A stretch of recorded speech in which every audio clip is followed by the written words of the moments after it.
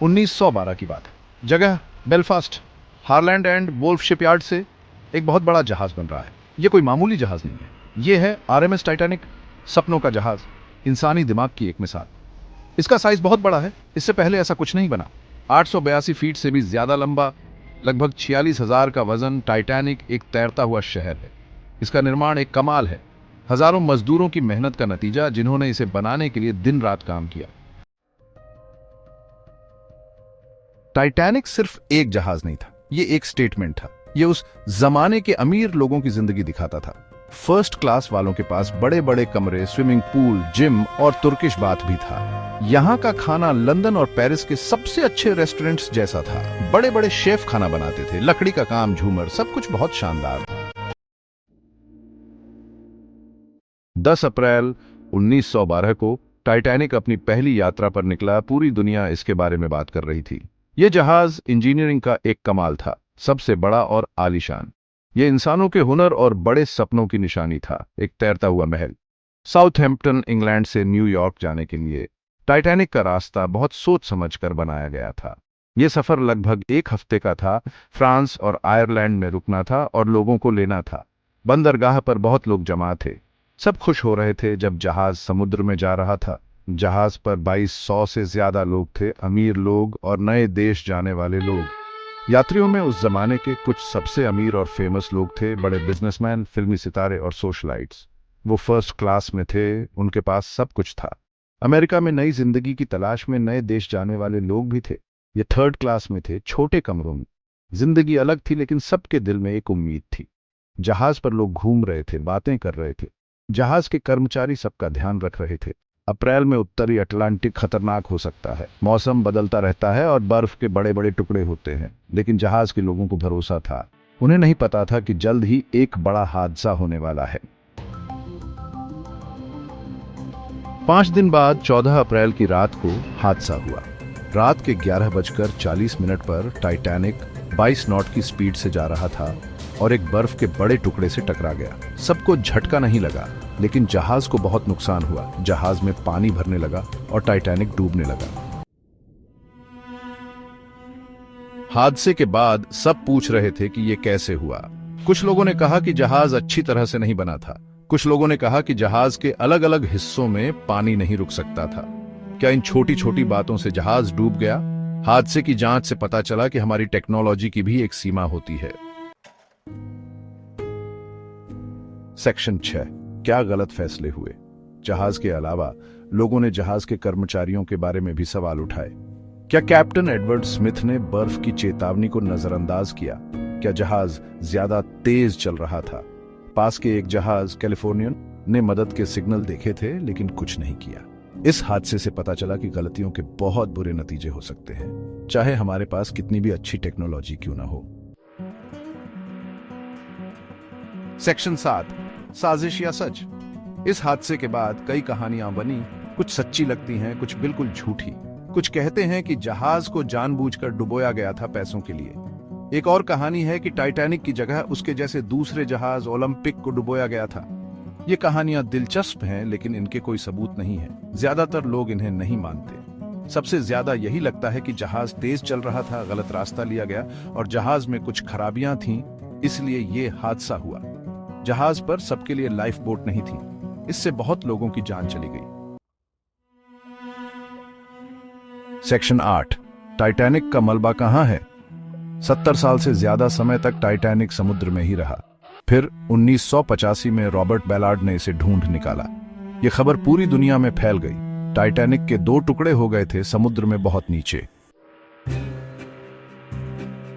Section 9, Titanic की याद। Titanic का डूबना एक बहुत बड़ा हादसा था। 1500 से ज्यादा लोग मारे गए। 14 अप्रैल 1912 की रात को टाइटैनिक एक बर्फ के टुकड़े से टकरा गया और डूब गया। जहाज पर सबके लिए लाइफ बोट नहीं थी। इस हादसे के बाद समुद्र में सफर के नियम बदले गए। अब हर जहाज पर सबके लिए लाइफ बोट होनी चाहिए और दूसरे सेफ्टी नियम भी हैं। टाइटैनिक की कहानी आज भी लोगों को याद है। यह हमें याद दिलाती है कि जिंदगी कितनी नाजुक है।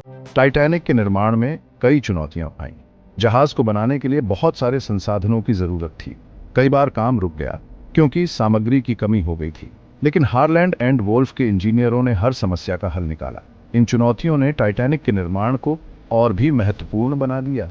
हर बाधा को पार करते हुए इस अद्वितीय जहाज को साकार किया गया। यह हमें सिखाता है कि कठिनाइयों के बावजूद दृढ़ संकल्प और मेहनत से कुछ भी हासिल किया जा सकता है।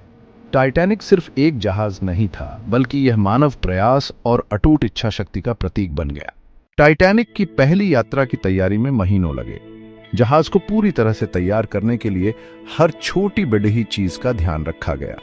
जहाज के कर्मचारियों को विशेष ट्रेनिंग दी गई ताकि वे यात्रियों की हर जरूरत का ध्यान रख सकें। टाइटैनिक के निर्माण के बाद इसे पूरी तरह से सुसज्जित करने में एक विशाल प्रयास किया गया। हर केबिन, हर डाइनिंग रूम और हर मनोरंजन सुविधा को सावधानी पूर्वक डिजाइन और व्यवस्थित किया गया था। यह सुनिश्चित किया गया कि जहाज पर सफर करने वाले हर यात्री को एक अविस्मरणीय अनुभव मिले। कर्मचारियों को न केवल सुरक्षा और सेवा में प्रशिक्षित किया गया, बल्कि उन्हें यह भी सिखाया गया कि कैसे यात्रियों के साथ शिष्टाचार और सम्मान के साथ व्यवहार करें। इस अद्वितीय जहाज की पहली यात्रा के लिए सब कुछ तैयार किया गया था। टाइटैनिक न केवल एक तकनीकी चमत्कार था, बल्कि यह उस समय के सबसे विलासी और आरामदायक यात्रा अनुभवों में से एक था। टाइटैनिक पर सफर करने वाले यात्रियों के अनुभव बहुत अलग थे। फर्स्ट क्लास के यात्री शानदार सुविधाओं का आनंद ले रहे थे, जबकि थर्ड क्लास के यात्री नए देश में नई जिंदगी की उम्मीद में थे। जहाज पर हर कोई अपनी अपनी दुनिया में खोया हुआ था।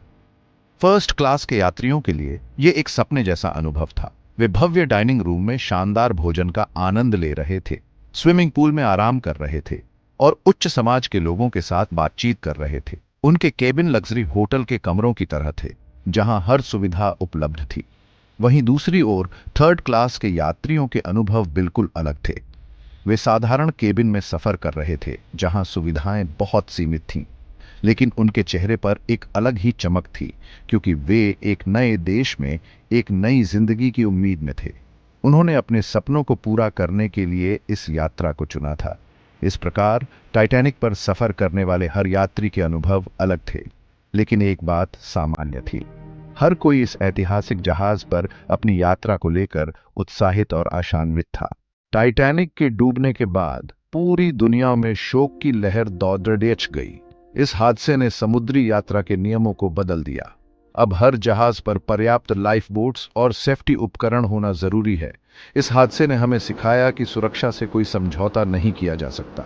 समुद्री यात्रा के इतिहास में यह घटना एक महत्वपूर्ण मोड़ बन गई। नई सुरक्षा मानकों और नियमों ने सुनिश्चित किया कि भविष्य में ऐसी त्रासदी दोबारा ना हो। टाइटैनिक की त्रासदी ने न केवल समुद्री यात्रा को बदला, बल्कि इसने मानवता को भी एक महत्वपूर्ण सबक सिखाया। आज टाइटैनिक की यादें और उसके सबक हमारे साथ हैं। यह घटना हमें यह याद दिलाती है कि चाहे तकनीक कितनी भी उन्नत हो जाए, मानव जीवन की सुरक्षा सबसे महत्वपूर्ण है। टाइटैनिक के बाद की दुनिया ने यह सुनिश्चित किया कि हर यात्री सुरक्षित हो और समुद्री यात्रा एक बार फिर से विश्वास और उम्मीद के साथ की जा सके। 1985 में रॉबर्ट बेलार्ड ने टाइटैनिक के मलबे को ढूंढ निकाला। यह खोज समुद्री इतिहास में एक महत्वपूर्ण घटना थी। टाइटैनिक के मलबे को देखकर लोगों को इस हादसे की गंभीरता का एहसास हुआ। समुद्र की गहराइयों में टाइटैनिक के अवशेष अब भी मौजूद हैं, जैसे कि वह एक समय कैप्टन स्मिथ और उसके यात्रियों के साथ समुद्र की लहरों पर तैर रहा हो। बेलार्ड की खोज ने न केवल इस महान जहाज की कहानी को फिर से जीवित किया, बल्कि इसने दुनिया भर के वैज्ञानिकों और इतिहासकारों को नई दिशा दी। टाइटैनिक के मलबे की खोज ने कई सवालों के जवाब दिए, लेकिन इसके साथ ही नई रहस्यों को भी जन्म दिया। ये मलबा हमें यह याद दिलाता है कि मानवता की सबसे बड़ी त्रासदियों में से एक समय के साथ भी नहीं भूली जा सकती। आज टाइटैनिक का मलबा एक अंडर वाटर म्यूजियम की तरह है, जहां हर टुकड़ा, हर वस्तु, हर निशान एक कहानी बयां करता है। ये मलबा हमें याद दिलाता है कि इतिहास का हर पन्ना महत्वपूर्ण है और हमें इससे सीख लेनी चाहिए।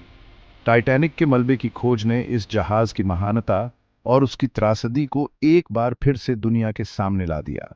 यह खोज समुद्री इतिहास में एक महत्वपूर्ण मील का पत्थर है और हमें यह याद दिलाती है कि इतिहास की गहराइयों में कितनी कहानियां छिपी हुई हैं, जो हमें आज भी सिखा सकती हैं। टाइटैनिक की कहानी ने कई किताबों, फिल्मों और डॉक्यूमेंट्रीज को प्रेरित किया है। जेम्स कैमरून की फिल्म टाइटैनिक ने इस कहानी को नई पीढ़ी तक पहुंचाया। इस फिल्म ने न केवल टाइटैनिक की त्रासदी को जीवंत किया, बल्कि इसके किरदारों उनके संघर्ष और उनके प्यार को भी अमर बना दिया। टाइटैनिक की कहानी आज भी लोगों को आकर्षित करती है और हमें याद दिलाती है कि इंसानी हिम्मत और कमजोरी दोनों का ही हिस्सा है। यह कहानी हमें यह भी सिखाती है कि चाहे कितनी भी बड़ी त्रासदी क्यों ना हो, इंसानी जज्बा और प्रेम हमेशा जीवित रहते हैं। आज टाइटैनिक की कहानी एक प्रतीक बन चुकी है, एक ऐसी कहानी जो हमें यह याद दिलाती है कि हम चाहे कितनी भी बड़ी तकनीकी उपलब्धि हासिल कर लें, हमें अपने मानवीय मूल्यों और संवेदनाओं को कभी नहीं भूलना चाहिए। टाइटैनिक की कहानी हमें यह भी सिखाती है कि इतिहास की घटनाएं केवल अतीत का हिस्सा नहीं होती, वे हमारे वर्तमान और भविष्य को भी प्रभावित करती हैं। और यही कारण है कि टाइटैनिक की कहानी आज भी हमारे दिलों में जीवित है, हमें प्रेरित करती है और हमें सोचने पर मजबूर करती है।